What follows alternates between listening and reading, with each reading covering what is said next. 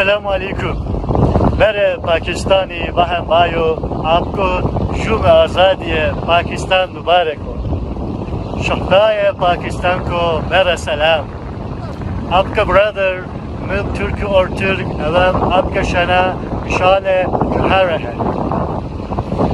Kardeş ülke Pakistan, kardeş millet Pakistan halkının 14 Ağustos 1947 bağımsızlık günü kutlu olsun.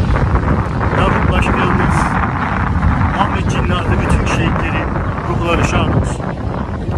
Kardeş ülkemiz Türkiye'den, Türk halkından selam.